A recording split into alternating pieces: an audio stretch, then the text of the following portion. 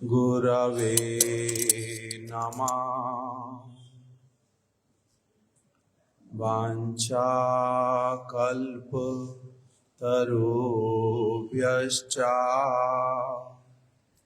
कृपा सिन्धुभ्य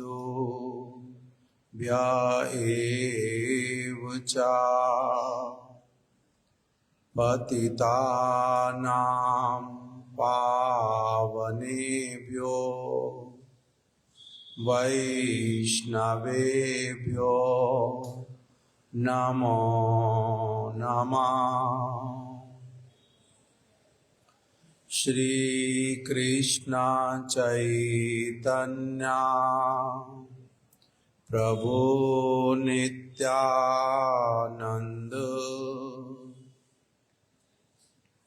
श्री अद्वैत गदाधर श्रीवासादि गौर भक्त वृंद।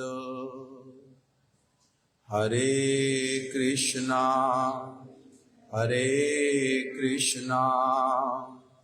कृष्णा कृष्णा हरे हरे, हरे राम राम राम हरे हरे।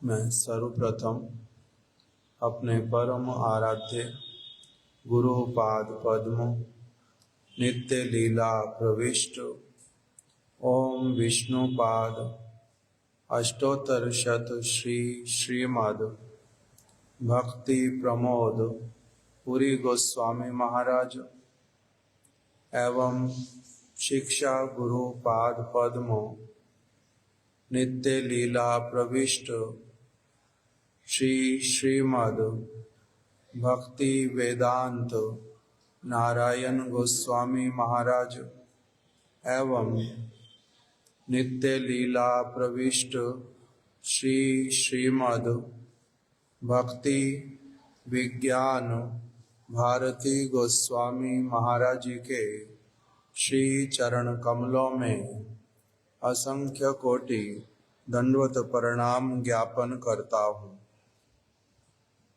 तत्पश्चात आज जिनकी शुभ तिरोभाव तिथि है, शिला प्रभुपाद जी के निज जन नित्य लीला प्रविष्ट ओम विष्णुपाद अष्टोत्तर शत श्री श्रीमद भक्ति श्री रूप सिद्धांति गोस्वामी महाराज जी के श्री चरण कमलों में भी अपना पुनः पुनः दंडवत प्रणाम ज्ञापन करता हूँ। हमारे गुरुदेव और हमारे महाराज जी भी श्रीला सिद्धांति गोस्वामी महाराज जी की तिथि के उपस्थित होने पर प्रत्येक बार ही उनके विषय में कुछ न कुछ उनकी महिमा हम लोगों को सुना करके उनके चरणों में हम लोगों को हमारी उनके श्री चरण कमलों में श्रद्धा उत्पन्न हो, शुद्ध भावनाएं उनके प्रति हों और उनके आदर्श जीवन चरित्र से हम लोग कुछ सीखें। इसी उद्देश्य से हम लोगों को बार बार श्रीला सिद्धांति गोस्वामी महाराज जी की महिमा का श्रवण कराते थे। विशेष करके अभी तो चातुर्मास्य का तीसरा मास अभी प्रारंभ हुआ। इसमें उनका तिरोभाव तिथि है और कार्तिक मास में उनका आविर्भाव तिथि आता है। तो गुरुदेव प्रत्येक कार्तिक मास में ही उनकी तिथि के आने पर बड़ी अच्छी तरह से प्रेम पूर्वक हम लोगों को उनका आदर्श जीवन चरित्र जो है वो श्रवण कराते थे। श्रीला सिद्धांति गोस्वामी महाराज जी का कार्तिक की परिक्रमा चल रही होती थी। उसमें हमारे श्रीधर महाराज जी, क्योंकि वो श्रीला सिद्धांति गोस्वामी महाराज जी के दीक्षित शिष्य हैं, तो इसीलिए उस दिन गुरुदेव ने भी कथा बोलनी और गुरुदेव ने श्रीधर महाराज जी को भी कथा बोलने के लिए अवश्य ही कहना कि आप भी उनकी कुछ महिमा गाओ। और फिर उत्सव भी होता था प्रत्येक वर्ष, अभी तक भी होता है। हमारे श्रीधर महाराज जी वो सारी व्यवस्था करते हैं उस दिन उत्सव की। तो प्रत्येक वर्ष उत्सव होता था। मुख्य उत्सव का आकर्षण गुरुदेव की हरि कथा सिद्धांति गोस्वामी महाराज जी के विषय में। तो गुरुदेव हम लोगों को बहुत समय समय पर अलग अलग बातें श्रवण कराते थे कि शिला भक्ति श्री रूप सिद्धांति गोस्वामी महाराज जी जब ये अभी कॉलेज की विद्या प्राप्त कर रहे थे, उसी समय इनके जहां पर इनका स्थान जहां पर रहते होंगे मुझे ठीक से स्मरण नहीं, किंतु इतना पता है जे पूर्व बंगाल मतलब कि अभी का बांग्लादेश, वहीं पर ही इनका वास स्थान था। विद्या अध्ययन करते थे और अपने कॉलेज में जो है ये क्या बोलते हैं उसको, लीडर जैसे क्या बोलते हैं कॉलेज में, इंग्लिश में बताओ जल्दी जल्दी। प्रेसिडेंट तो नहीं कहते, कुछ और इलेक्शन इत्यादि होते हैं, बच्चों में से कोई व्यक्ति बड़ा होकर के लीडर बनता है। सेक्रेटरी भी नहीं बोलते, एक एक करके बोलने से समझ आए। जो भी हो, उसमें इलेक्शन में वो जीत जाते थे, मतलब कि कॉलेज में बालकों का नेतृत्व करते थे, नेता के जैसे। तो इसीलिए वहीं पर ही शिला भक्ति विवेक भारती गोस्वामी महाराज जी उनके स्थान पर गए थे प्रचार के लिए, प्रभुपाद जी ने भेजा था। और इनके जो इनका जो कॉलेज, वहीं पर ही उन्होंने कथा सुनाने की इच्छा की कि युवक बालक हैं, इनके यहाँ पर हम लोग भगवान की कथा सुनाएंगे। तो अभी श्रील सिद्धांत गोस्वामी महाराज जी ने जो है उनका नाम पहले था घर पर शिव शंकर, नाम घर पे था शिव शंकर देव, ये उनका नाम था। तो लीडर थे।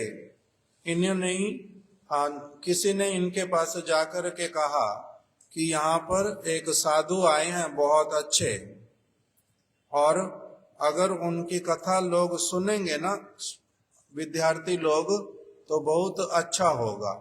आप उनकी कथा का आयोजन करवा दो अपने कॉलेज में।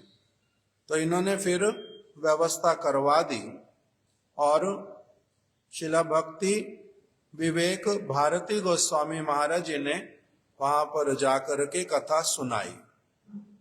भगवद गीता के पहले श्लोक के ऊपर कथा सुनाई। धर्म क्षेत्रे कुरुक्षेत्रे समवेता यो योत्सवा पांडवा मामका पांडवश्चैवा किम अकुर्वत संजया। ये जो भगवद गीता का पहला श्लोक, इसकी शिला भारती गोस्वामी महाराज जी ने वहां पर कथा बोली कि किस प्रकार से पांडव लोग और कौरव लोगों के बीच में किस लिए युद्ध हुआ, युद्ध का कारण क्या बना। राज्य, धन, संपत्ति, पद और सारी की सारी चीजों को कंट्रोल करना है, अत्याचार करना है दूसरे के ऊपर, जिसका जो हक बनता है उसको वो नहीं देना। मेरे को लोभ हो गया, लोभ के कारण मैं क्या करूंगा, दूसरे की संपत्ति को हरण करके बैठ जाऊंगा। इस प्रकार की चित्त वृत्ति वाले लोगों के साथ में भगवान को, साधु पुरुष को युद्ध करना पड़ता है, साधु पुरुष को युद्ध करना पड़ता है। इसलिए भगवान ने ही युद्ध करवाया कि ये दुष्ट प्रवृत्ति के, आसुरिक प्रवृत्ति के पांडव लोग, इनका वध होना, ये कौरव लोग, इनका वध होना अवश्यम भावी है। ये लोगों के लिए बहुत दुखदायी, दुख प्रदान करने वाले लोग हैं। इनको हजारों बार अच्छी तरह से समझाने पर भी, प्रेम पूर्वक समझाने पर भी, इनसे केवल 5 गांव मांगने की इच्छा करने पर भी सारा राज्य उनको दे दिया। 5 गांव मांगने पर भी ये शांति पूर्वक जीने नहीं देंगे। इसीलिए युद्ध छोड़ करके और उपाय बचता क्या है। इसीलिए इनका वध होना अवश्यंभावी, इनका वध करना चाहिए। इसीलिए धर्म का पक्ष लेना चाहिए, अधर्म वालों का त्याग करना चाहिए। किंतु धर्म किसको कहते हैं, अधर्म किसको कहते हैं, इसको जब तक कोई अच्छी तरह से समझता नहीं है, तब तक वो कभी पागल की तरह धर्म का पक्ष लेता है, कभी पागल की तरह अधर्म का पक्ष लेता है। क्योंकि बुद्धि नहीं है। अपना स्वार्थ जहां पूरा होता है उसी को ही केवल वो व्यक्ति क्या करता है, स्वीकार करता है। तो इसीलिए हमारे प्रभुपाद जी भक्ति सिद्धांत सरस्वती गोस्वामी ठाकुर, उन्होंने क्या किया है, अभी धर्म के नाम पर जितनी सारी गड़बड़ियां होती हैं उन सारी बातों को वो अच्छी तरह से बतलाते हैं, और शुद्ध धर्म किसको कहते हैं उसकी बात भी वो अच्छी तरह से बतलाते हैं। क्यों? क्योंकि जब एक व्यक्ति शुद्ध वस्तु का स्थापना करता है, किसी को समझाता है, तो उसके लिए अशुद्ध वस्तु का बात करना भी अवश्यम भावी हो जाता है। ये शुद्ध जल है, ये पानीय जल है, पीने योग्य जल है, ये अशुद्ध जल है, ये खारा जल है, ये पीने के लिए नहीं है, कहना पड़ता है। इसी प्रकार श्रीला प्रभुपाद भक्ति सिद्धांत सरस्वती ठाकुर अच्छी तरह से वो बतला रहे हैं कि शुद्ध भगवान की भक्ति के अनुकूल आत्मा के लिए वास्तविक मंगलकारी जो कार्य हैं वो सब क्या हैं, और जो अमंगलकारी क्रियाएं हैं वो सब क्या हैं, इसका अच्छी तरह से वो वर्णन करते हैं। तो इसलिए जिसको भी अच्छी तरह से ये सारी चीजें जानने की कामना है, मैं इस भक्ति श्री भक्ति विवेक भारती गोस्वामी महाराज जी ने कहा, मैं इस स्थान पर कुछ दिनों तक रह रहा हूं, जिसको भी विशेष रूप में जानने की इच्छा हो मेरे पास आ सकते, मेरे से मिल सकते। बड़ी अच्छी तरह से कथा सुनाई। श्रील सिद्धांति गोस्वामी महाराज जी ने उस कथा को बड़ी अच्छी तरह से जब सुना, हृदय में उस वस्तु ने एक आघात किया, अच्छी तरह से कुछ बातों को समझने के लिए प्रेरणा दी। तब फिर श्रीला भारती गोस्वामी महाराज जी का कुछ संग किया, और थोड़े समय के बाद में उनके घर में अनुकूल परिस्थिति नहीं थी। माता पिता भजन के लिए भेजना चाहते नहीं, और उल्टा साधुओं के दोष जो होते हैं वो उनको गिनवाते हैं। साधुओं के तो दोष होते नहीं, असाधु व्यक्ति साधु का वेश धारण करके ढोंग करने वाले, गड़बड़ करने वाले, उन लोगों की बातें उनके माता पिता सुनाते और कहते साधुओं की बातों में आना नहीं, उनकी बात मानना नहीं, उनका संग करना नहीं। किंतु इनके ऊपर इतना अधिक प्रभाव पड़ा कि ये बार बार क्या करते हैं, श्रीला भक्ति विवेक भारती गोस्वामी महाराज जी से पत्र के माध्यम से भी वार्तालाप करते हैं, उनके आने पर उनका स्वागत करते हैं, और स्वयं भी फिर मठ में रहना प्रारंभ किया। मठ में आ गए, पढ़ाई छोड़ दी कि मेरे को और पढ़ाई नहीं करनी, मठ में आ गए। मठ में आकर के कुछ समय तक तो वास किया। इनका हरि नाम हुआ। श्रीला प्रभुपाद जी ने नाम दिया श्री सिद्ध स्वरूप ब्रह्मचारी। सिद्ध स्वरूप ब्रह्मचारी आने के साथ साथ में इनसे पूछा, इतने दिन कहाँ थे, इतने दिन कहाँ थे? इन्होंने उत्तर दिया कि आपने जब स्मरण किया तब मेरे लिए आना संभव हुआ। उस प्रकार से रहने लगे कुछ समय, किंतु वहां इन्होंने देखा कि उस प्रभुपाद जी के पास में जो लोग रहते हैं, ये लोग बहुत बड़े बड़े विद्वान,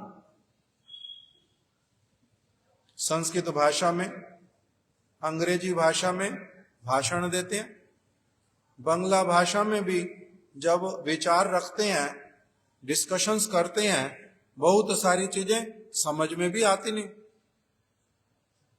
इतना ऊंचे विचार यहाँ संसार में इतने समय तक मैंने बहुत कुछ सुना, समझा, पढ़ा, लिखा, मैं नेतृत्व भी करने लगा कॉलेज में, किंतु मेरे को भी इनकी बहुत सारी बातें और शब्द ये समझ नहीं आते।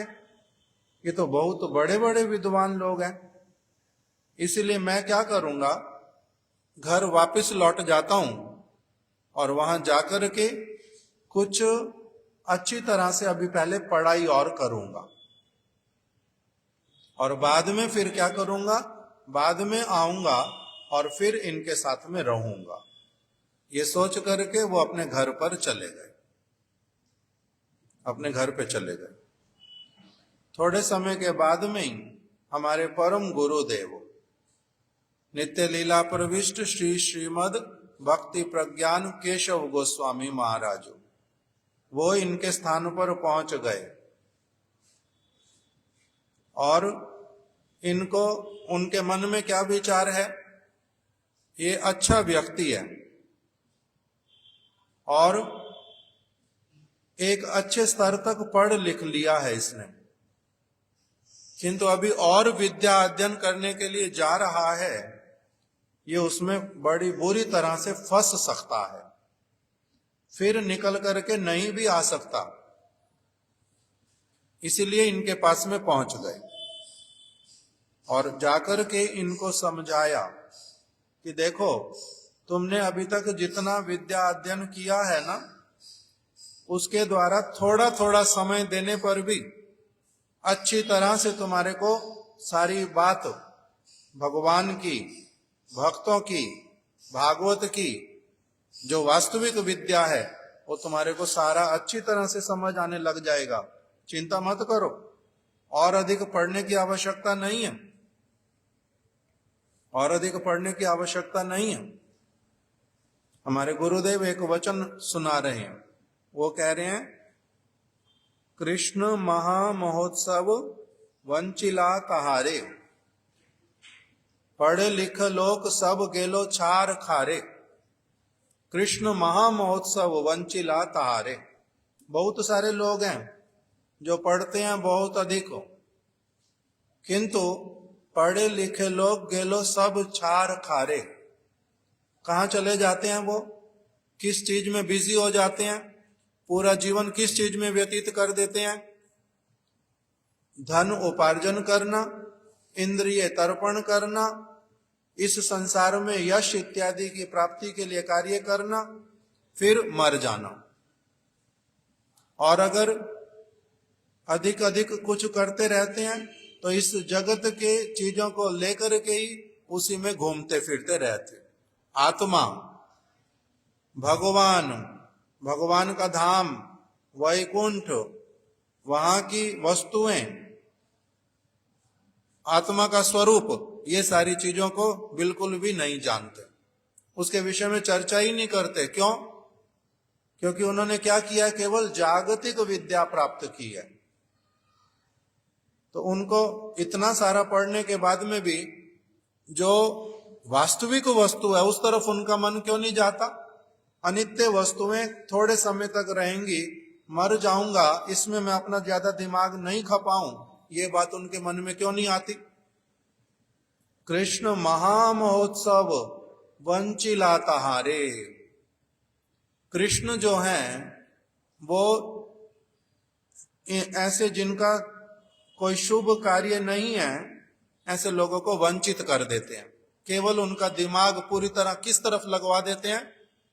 जागतिक विद्या, जागतिक वस्तुएं, थोड़े समय के लिए जो वस्तुएं मिलेंगी उसी में उनके दिमाग को इतना अधिक उसमें फोकस करवा देते हैं कि अपनी तरफ उनको लगने भी नहीं देते, भनक नहीं लगने देते।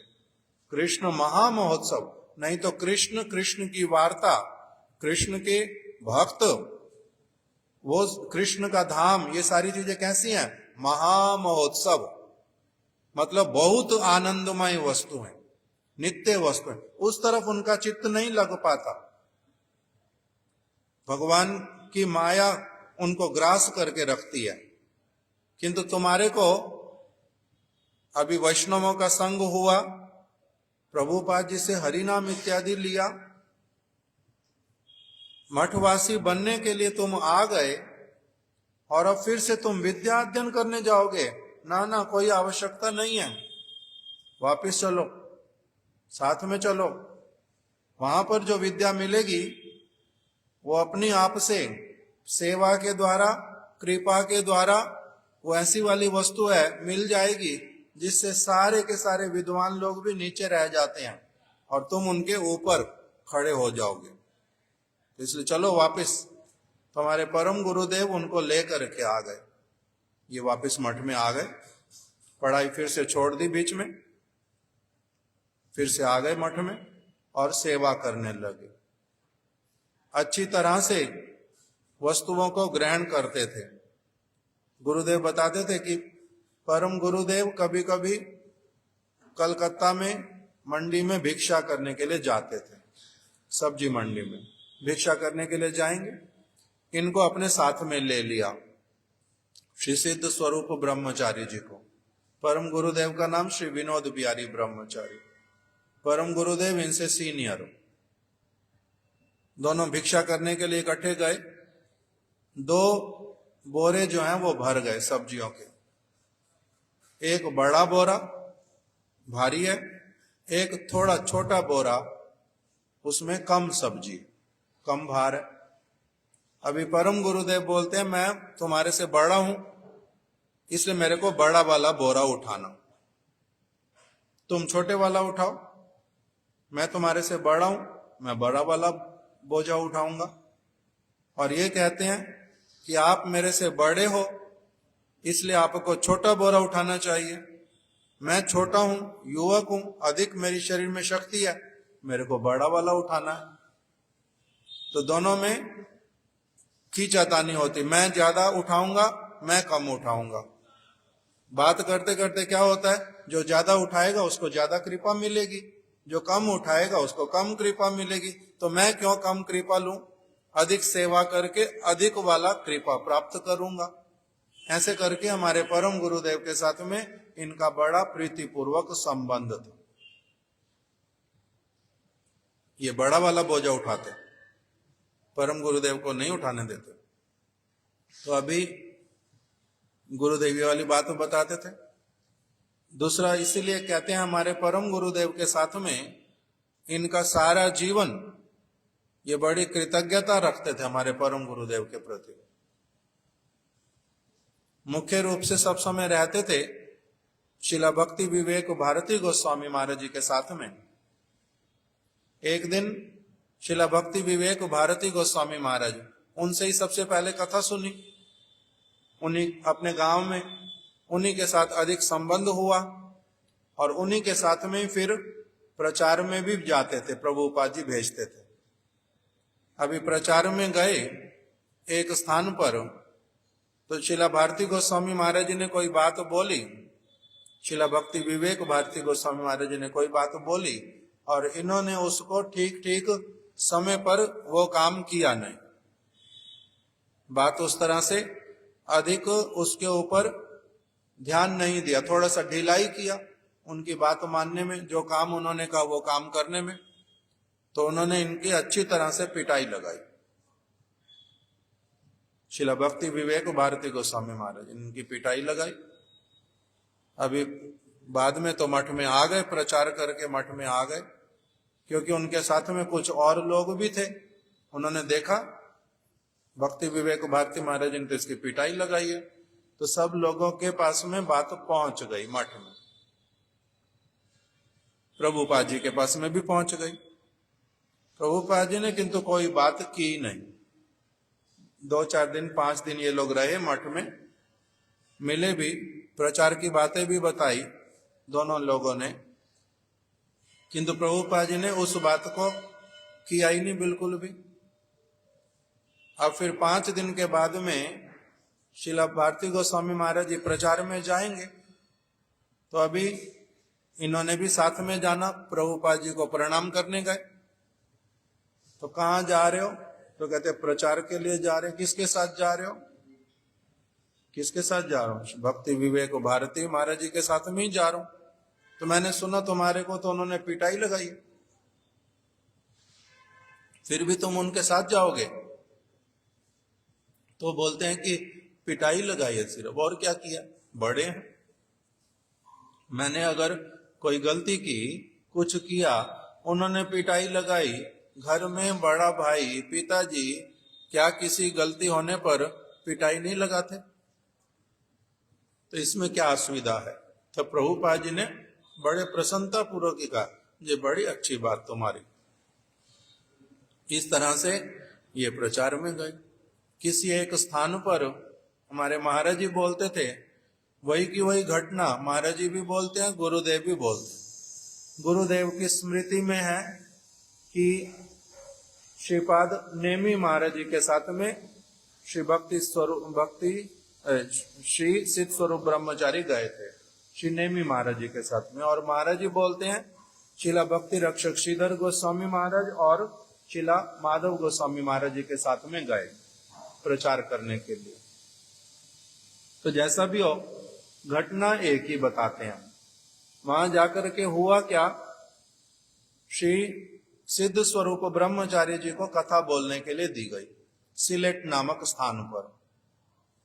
वहां पर कथा बोलने के लिए दी, तो इन्होंने कथा बोलते बोलते क्या बोल दिया, हमारे महाराज जी की भाषा में महाराज जी बोलते थे, इनका जो बोलने का स्टाइल वो है खुल्लम खुल्ला, मतलब पूरा खोल करके एकदम से बता देते हैं, कोई चीज छिपाते नहीं। और गुरुदेव बोलते थे निर्भीक वक्ता, बिना किसी भय के जो सत्य बात है वो बोल देनी है, चापलूसी किसी की करनी नहीं, किसी को अच्छा लगेगा बुरा लगेगा वो ये सोचते नहीं थे। इन्होंने स्पष्ट बात बोल देनी बड़ी अच्छी तरह से। इन्होंने क्या बोल दिया, इन्होंने बोल दिया उस समय विवेकानंद जो है बंगाल में, विदेशों में भी बहुत प्रसिद्ध, कोलकाता में भी बहुत प्रसिद्ध, जगह जगह उनका प्रचार बहुत सारा। और श्रील सिद्धांति गोस्वामी महाराज जी ने बोल दिया, कौन कहता है वो विवेकानंद है? विवेकानंद मतलब जिनको पास विवेक आ गया और उसमें आनंदित रहते हैं, वो विवेकानंद है। तो कहते तो विवेकानंद नहीं है, ये विवेकानंद, इसके विवेक है ही नहीं।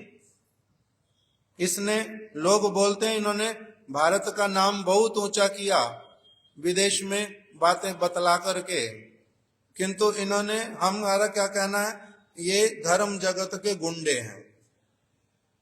इन्होंने भारतीय संस्कृति की बातों को गलत बतलाया है, इन्होंने गलत बतलाया है। उनके लिए इस तरह से बोल दी बातें। और उनके गुरु जी,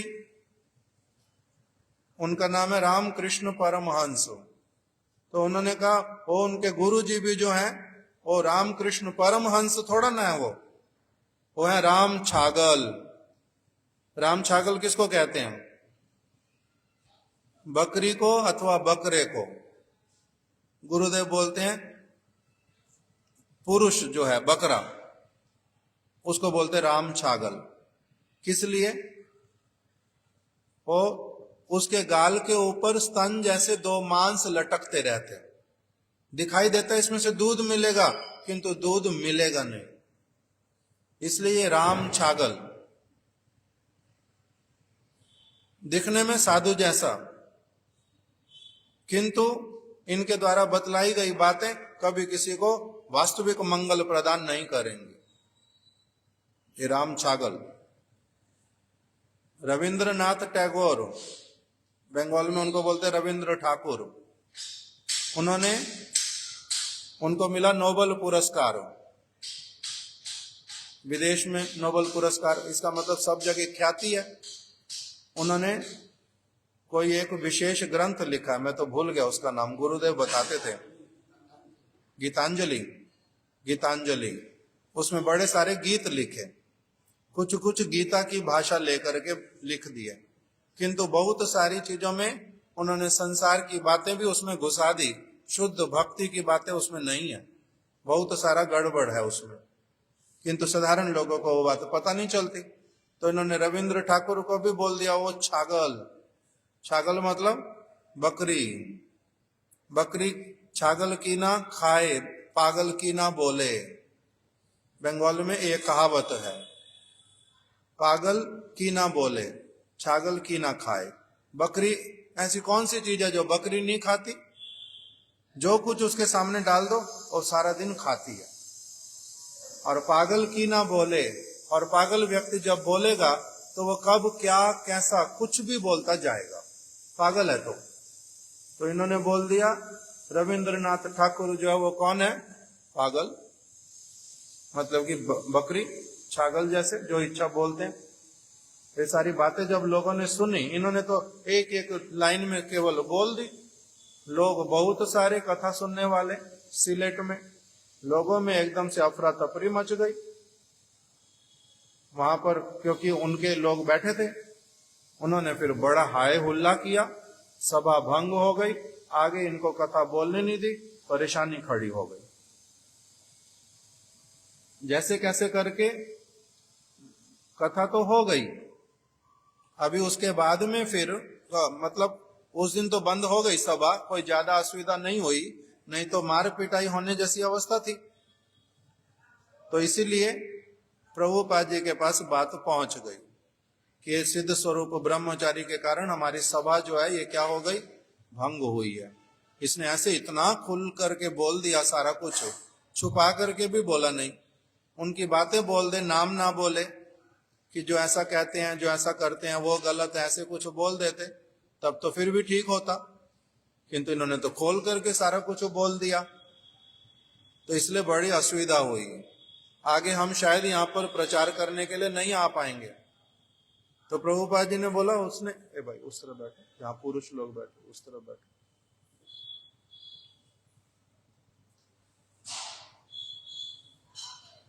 तो इसलिए उन्होंने बोल दिया। प्रभुपाद जी ने क्या बोला कि सिद्ध स्वरूप ब्रह्मचारी ने लाखों रुपए का काम कर दिया, सच बात बोली है, बिल्कुल घुमा फिरा करके कुछ बोला नहीं, बात बड़ी अच्छी बोली है। हम कोई घूंघट ओढ़ करके प्रचार थोड़ा ना करने के लिए आए हैं, हम कोई अपनी मनगढ़ंत बातें थोड़ा ना बोल रहे हैं। वेद व्यास जी ने जिसको साधु कहा है हम उसको साधु कहते हैं, जिनको वेद व्यास जी ने कहा लक्षणों के अनुसार ये साधु है या नहीं है, जिसमें लक्षण नहीं है वो वाले हम उसको साधु कैसे कहेंगे। इन्होंने जो बात बोली है, लाख रुपए की बात बोली है, बड़ा अच्छे से उल्टा इन्होंने प्रचार कर दिया। ऐसे वाला निर्भीक वक्ता होना ही चाहिए। मैं बड़ा प्रसन्न हुआ इससे। तुम दुखी हो रहे हो, प्रोग्राम नहीं होंगे, प्रोग्राम बहुत होंगे। अगर दुष्ट लोगों का प्रोग्राम कराने वाले लोग हैं तो जो सत्य बात बोलने वाले उनको भी अप्रिशिएट करने वाले और उनकी बात सुनने वाले भी बहुत लोग हैं। क्या चिंता करते हो। इसलिए इनको उस प्रभुपाद जी ने इसी बात को स्मरण करके इनको अगले वर्ष जब गौर पूर्णिमा आई इनको आशीर्वाद पत्र दिया। उसमें लिखा विद्या वागीश। इसने विद्या को अच्छी तरह से सीख लिया है और ये उसको लोगों को समझाने में एकदम से कैसा बन गया है, वाणी सरस्वती इसकी जिह्वा पर बैठी है। वागीश, वागीशा यस्या वदने, वागीशा मतलब वाग की ईश्वरी, वाणी की ईश्वरी सरस्वती, वागीश। वो इसके जिह्वा पर विराजमान होकर के उन्होंने सत्य बात इनसे कहलवाई है, इसलिए इनका नाम दे दिया क्या, विद्या वागीश। बड़े प्रसन्न हुए इनसे। तो इसलिए हमारे गुरुदेव कहते थे कि इन्होंने फिर क्या किया, बाद के समय में इन्होंने एक बहुत विशेष कार्य किया जो हमारे परम गुरुदेव भी करना चाहते थे, बहुत इच्छा थी उनकी, वेदांत सूत्र का ठीक ठीक रूप में प्रकाशन करना, भागवत के श्लोकों के साथ उसको मिलाना। जो लोग वेदांत की बात जानते हैं वो ये बात समझ जाएंगे कि परम गुरुदेव क्या चाहते थे। तो इन्होंने उसी ग्रंथ के ऊपर काम किया, बड़ा कठिन काम, और इन्होंने उसको बड़े विस्तार से काम किया, बड़े सारे पंडितों के साथ बैठ करके काम किया, बहुत वर्ष लगा करके काम किया। हमारे गुरु महाराज जी शिला भक्ति प्रमोद पुरी गोस्वामी महाराज जी ने भी इनको पत्र लिख करके बहुत अधिक इनका प्रशंसा किया, धन्यवाद दिया बहुत अधिक कि आपने इतना अच्छा काम इतना मेहनत के साथ में कर दिया, हम लोग आपके ऋणी हैं, इतना अच्छी तरह से किया। हमारे गुरुदेव सभी लोग बड़े प्रसन्न होते, उन्होंने इतना बड़ा ग्रंथ काम किया। केवल वही किया हो, गुरुदेव बोलते थे इन्होंने उपनिषदों पे भी काम किया, 11 उपनिषद जो मुख्य, उन सब का अनुवाद करना, उसके ऊपर अपनी विस्तृत टीका लिखनी, टीका लिख करके दी उपनिषदों पे। फिर गुरुदेव बोलते थे इन्होंने उद्धव संदेश उसको लिखा, गीता उसको प्रकाशित किया टीकाओं के साथ में, बलदेव विद्याभूषण जी की टीका और श्री विश्वनाथ चक्रवर्ती ठाकुर जी की टीका, वो भी इन्होंने लिख करके दी। फिर बिंदु किरण कर्णा 3 ग्रंथ हैं, भक्ति रसामृत सिंधु बिंदु, उज्ज्वल नीलमणि किरण और भागवतामृत कर्णा, तीनों पे इन्होंने काम किया। हमारे गुरुदेव ने इन्हीं के ग्रंथों को लेकर के उसी को देख के अनुवाद किया सारा। बिंदु किरण कर्णा इन्हीं 3 वैष्णव पढ़ना। अगर कोई कहता है मैं वैष्णव हूं और उसको इन 3 ग्रंथों में लिखी हुई बातें नहीं पता तो वो वैष्णव नहीं हो सकता। इन्होंने वही तीनों ग्रंथ प्रिंट किए थे, गुरुदेव ने उससे अनुवाद किया। भगवद गीता का भी उनसे लेकर के गुरुदेव ने हिंदी में, फिर अंग्रेजी में सर्वत्र उसका प्रचार हुआ। फिर अभी वेदांत सूत्र भी उनके वाला लेकर के गुरुदेव ने काम करवाना प्रारंभ किया था। तो इसलिए इनके ग्रंथों के आधार पर हमारे गुरुदेव ने बड़े सारे ग्रंथों को प्रिंट किया।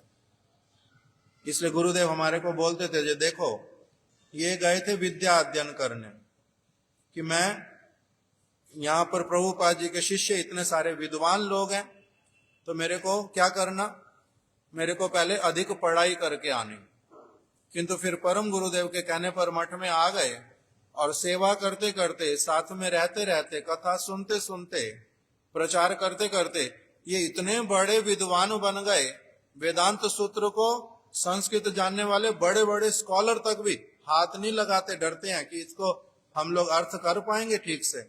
और इन्होंने क्या किया, उसको टीकाओं के साथ में भागवत की चीजों को लेकर के, चैतन्य चरितामृत को लेके अच्छी तरह से प्रिंट कर दिया। ये कौन सी यूनिवर्सिटी है, कहाँ विद्या अध्ययन किया इन्होंने। तो इसलिए गुरुदेव बोलते थे, देखो हरिदास ठाकुर, उनको एक अक्षर लिखना भी नहीं आता था, किंतु नाम के आचार्य, और कैसे उनके ऊपर भगवान की कृपा, महाप्रभु की कृपा, कैसे इतना अधिक विद्वान बन गए, वो इतना श्रेष्ठ सारी वस्तुओं को उन्होंने पकड़ लिया, क्योंकि उन्होंने भक्तों का संग किया, शुद्ध भक्तों का। शुद्ध भक्तों के संग से जो भक्ति आती है, शुद्ध भक्ति में सारी प्रकार की विद्याएं अपनी आप से उसके बीच में भरी पड़ी। इसे केवल मात्र जागतिक विद्या से होता नहीं, और भी कुछ है जो एक व्यक्ति के व्यक्तित्व को बनाता है। इसीलिए गौर किशोरदास बाबा जी महाराज, उनको एक अक्षर नहीं आता था, किंतु जो सारे शास्त्रों को जानने वाले बहुत धुरंधर पंडित प्रभुपाद जी, उन्होंने उनको ही गुरु के रूप में धारण किया। विद्या देख करके जागतिक गुरु धारण नहीं किया जाता। इसलिए गुरुदेव बोलते थे कि देखो, अगर मंदिर में आ गए हो, फिर उसके बाद में अगर इच्छा हो और विद्या अर्जन करूंगा। गुरुदेव ने 3-4 यूनिवर्सिटियों का नाम लिया, कैलिफोर्निया यूनिवर्सिटी, कैम्ब्रिज, ऑक्सफोर्ड, और गुरुदेव शायद उस समय ह्यूस्टन में थे, वहां का भी कुछ बोल रहे थे। तो अभी इन सारी यूनिवर्सिटियों में कह रहे हैं, अगर किसी का इच्छा हो, जो मेरे को वो वाला सर्टिफिकेट चाहिए, वो पद्धति वो मेरे को चाहिए, वहां से भी पढ़ाई करना, पीएचडी। तो ये सारा कुछ इसका मतलब क्या है कि अभी हरि कथा, हरि नाम, भगवत भक्तों का संग, इसमें ठीक ठीक रुचि उत्पन्न नहीं हुई है, और चीज में दिमाग जाता है, और चीजों में दिमाग जाता है। इसलिए हम लोग दूसरी मार्ग के पथिक हैं। ये बात गुरुदेव बताते थे। फिर गुरुदेव बोलते थे कि इन्होंने, अब जब हमारे परम गुरुदेव ने अप्रकट लीला की, शिला भक्ति प्रज्ञान केशव गोस्वामी महाराज जी ने, शिला सिद्धांति गोस्वामी महाराज जी ने आकर के वहां पर कीर्तन इत्यादि करना, समाधि की सारी कैसी वाली व्यवस्था करनी, वो सब बताना। उसके बाद में संस्था जो है पूरी तरह से उसका ढांचा कैसे बनेगा, गुरुदेव ने, श्री त्रिविक्रम गोस्वामी महाराज जी ने, इन्होंने जाकर के मेमोरेंडम बनाया, क्या बोलते हैं उसको पता नहीं, पूरा रूल्स एंड रेगुलेशंस हमारी संस्था के क्या होंगे, उद्देश्य क्या है हमारी संस्था का, इसमें हेड कौन है, उनका असिस्टेंट कौन होगा, सेक्रेटरी कौन होगा, ये सारी चीजें शिला सिद्धांति गोस्वामी महाराज जी ने अच्छी तरह से उसमें व्यवस्था करवा के पूरा बनवाया लीगली। शिला वामन गोस्वामी महाराज जी आचार्य पद पर रहेंगे, परम हमारे गुरुदेव वो सह सभापति होंगे, शिला त्रिविक्रम महाराज, सबके लिए अलग अलग जो जो व्यवस्था करनी उन्होंने ही करवाई थी। इसलिए गुरुदेव का उनके प्रति बड़ा ही अधिक आदर था कि किस तरह से हम लोगों इनके द्वारा बनाए गए नियमों से हम बड़ी अच्छी तरह से बहुत समय तक चले। इसलिए गुरुदेव उनके लिए बोलते थे कि ये परम भक्त हैं, महाभागवत हैं, बड़े श्रेष्ठ रूप में सेवाएं करने वाले। गुरुदेव इनके मठ में जो प्रसाद मिलता था, गुरुदेव उसकी भी बड़ी प्रशंसा करते थे कि बड़े इनके मठ में प्रसाद, ठाकुर जी के लिए जो भोग इत्यादि बनेगा, भक्तों को जो प्रसाद देंगे, बहुत उत्तम क्वालिटी का। गुरुदेव विशेष करके कहते थे संदेश हम लोगों को ये महाराज जी खिलाते थे जहां पर भी इनके मठ में हम जाते थे। तो उस तरह से हमारे गुरुदेव का, हमारे महाराज जी का, सभी वैष्णवों का इनके साथ में बहुत अधिक एक संबंध बड़ा अच्छा वाला। गुरुदेव और बताते थे कि इनके पास में ये ग्रंथ के कार्य में बहुत व्यस्त रह गए, सारा समय अपना उस तरफ दिया, और जो भी पैसा आता है वो इधर उधर ना चला जाए उसके लिए इन्होंने क्या कर दिया, बहुत सारे मठ में जहां जहां पर जगह मिलती है, एक कोना, एक छोटा सा स्थान भी इन्होंने खाली छोड़ा नहीं, सभी जगह पर क्या करवा दिया, मूर्तियां बनवा दी भगवान की।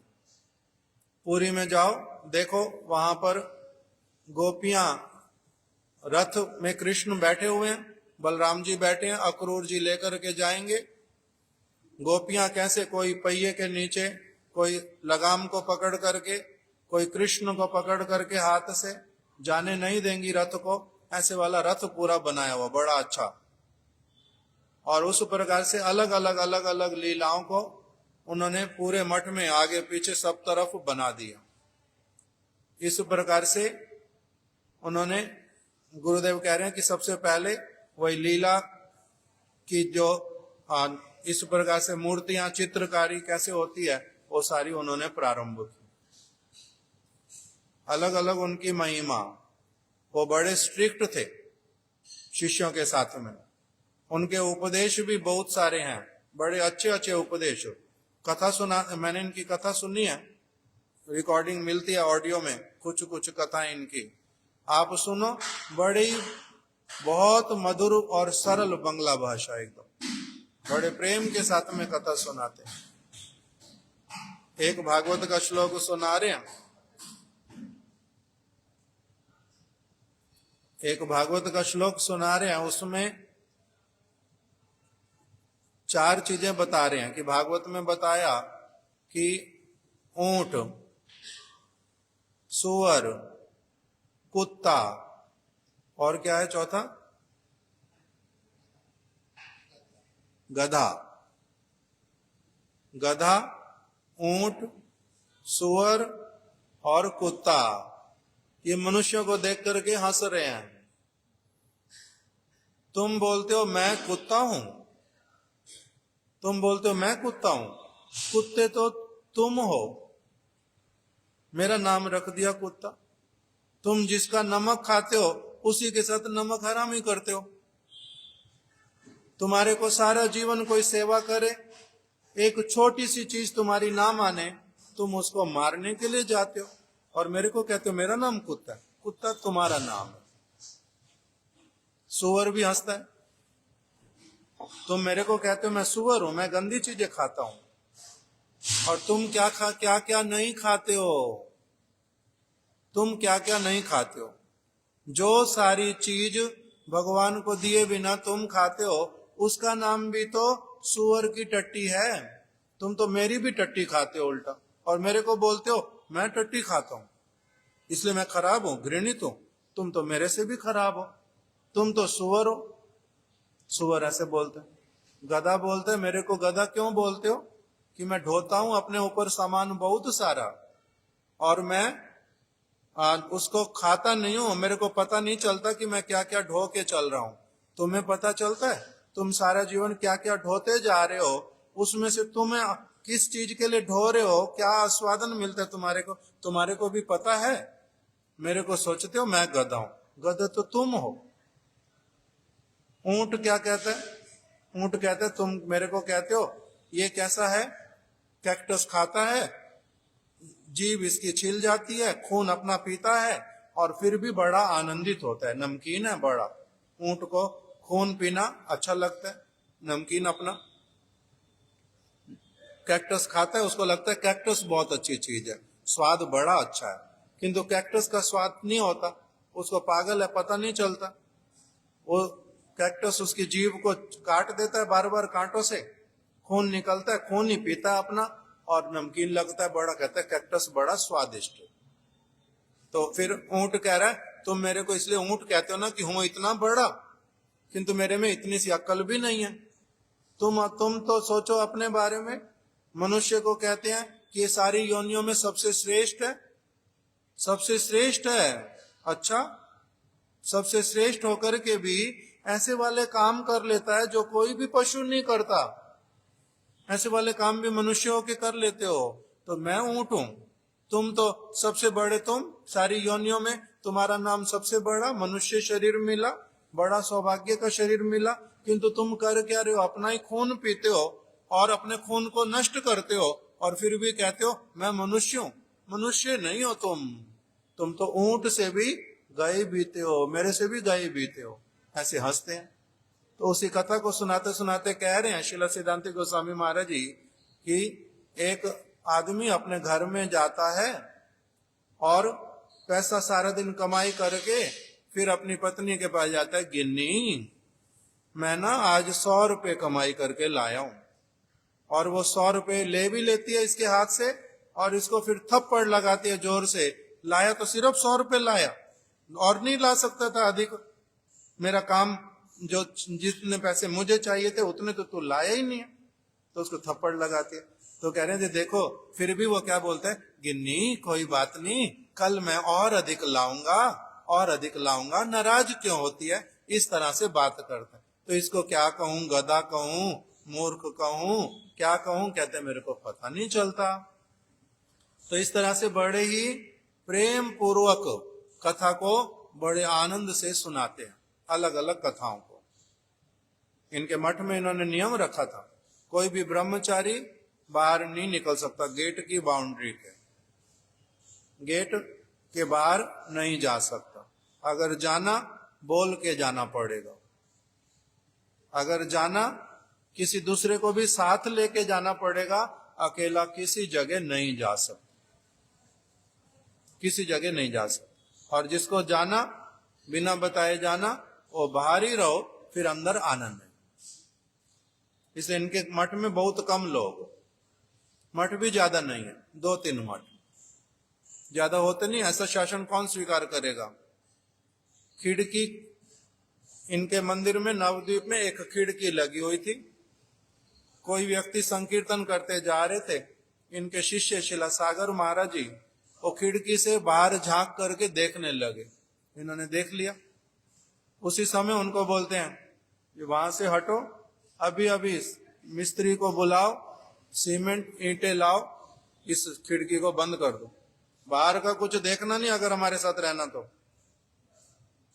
बाहर में क्या चल रहा क्या नहीं चल रहा वो देखना मना, और साथ साथ में सचमुच में खिड़की की चिनाई करा दी। थोड़ी देर भी रोके नहीं। कोई बात करेगा उनको इन्होंने बड़ी जोर से डांटना, हरि कथा हरि कीर्तन करोगे ना बातें करोगे, वहां से हटा देना। इसलिए अलग अलग, और इनकी यहाँ कथा होती थी तो इन्होंने क्या करना, एक तरफ पुरुष बैठेंगे, दूसरी तरफ स्त्रियां, पुरुष के साथ में ब्रह्मचारी सन्यासी भी बैठेंगे, बीच में पर्दा रहेगा, एक दूसरे को देख नहीं सकते। केवल जो कथा बोल रहे हैं, ये कथा जो बोलेंगे तो ये ऐसे वाले जगह पर बैठेंगे, इनको दोनों लोग देख सकते, ये भी दोनों को देख सकते, किंतु स्त्रियां और पुरुष परस्पर में एक दूसरे को नहीं देख सकते। उसके बीच में पर्दा लगा करके रखते, पर्दा लगा करके रखते थे।